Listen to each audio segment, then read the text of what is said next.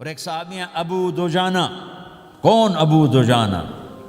السابقون الاولون من المہاجرین والانصار، اس میں پہلی صف کے صحابہ.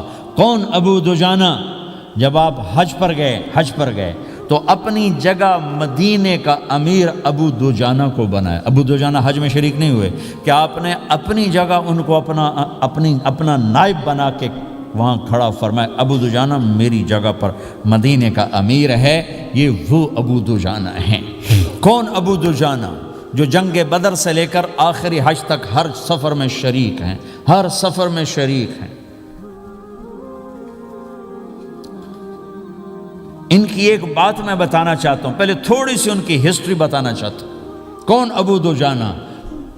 احد کی جنگ میں آپ نے تلوار اٹھائی، کہا اس تلوار کو کون لے گا؟ کئی صحابہ کھڑے ہو گئے. آپ نے کہا اس تلوار کا حق کون ادا کرے گا؟ سارے بیٹھ گئے. 3 آدمی کھڑے رہے، ایک زبیر بن عوام، ایک عمر بن خطاب، ایک ابو دجانہ. ان کا نام ہے سماک بن خرشنہ.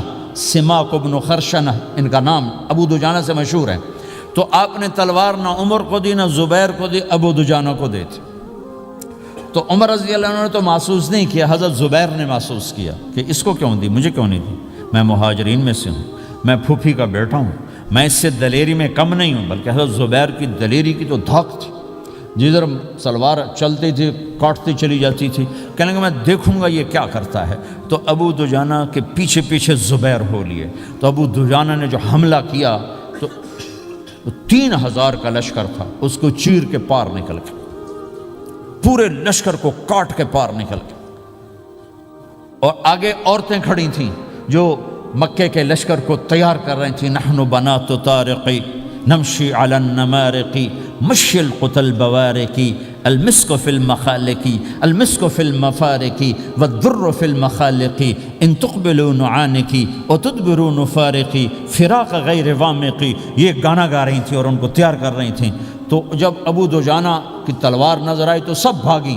ہندا پکڑی گئی تو آپ نے یوں اپنی تلوار ہندا کے سر پر رکھی، انہوں نے چیخ ماری، تلوار ہٹا لی. تو زبیر پیچھے پیچھے کہ یہ کیا کیا ہے؟ جنگ میں اگر کوئی عورت حصہ لے اسے مارنا جائز ہے، ویسے جائز نہیں ہے. عورت کو، بچے کو، بوڑھے کو ہاتھ لگانا جائز نہیں ہے. تو انہوں نے کہا تلوار کیوں نہیں چلائی؟ کہا میرے محبوب کی تلوار ہے، عورت کے خون سے رنگین کر کے اس کی شان نہیں گھٹانا چاہتا، یہ میرے نبی کی تلوار.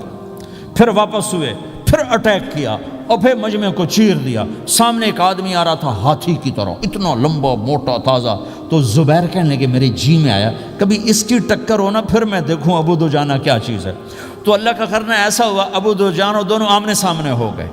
تو وہ ایسے شاہ سوار تھے کہ دونوں طرف کے لشکر ذرا تھم گئے اور وہ دونوں بھڑ گئے.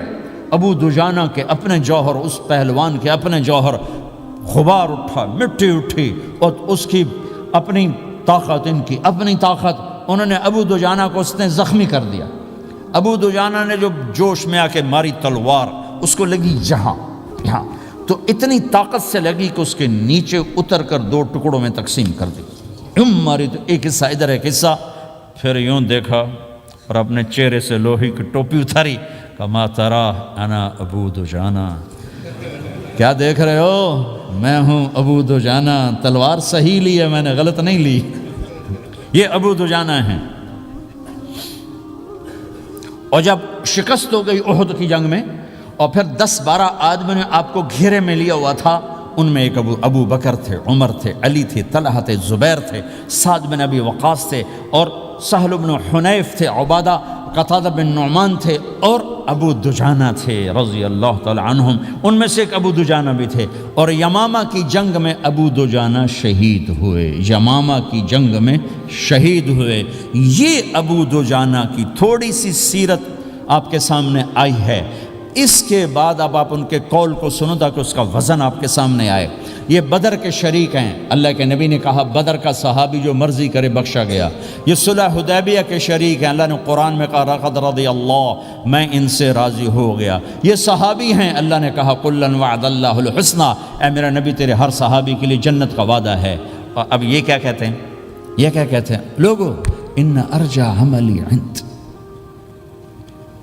لوگو میرے پاس ابو دجانہ میرے پاس بخشش کا سب سے بڑا عمل جانتے ہو کیا ہے؟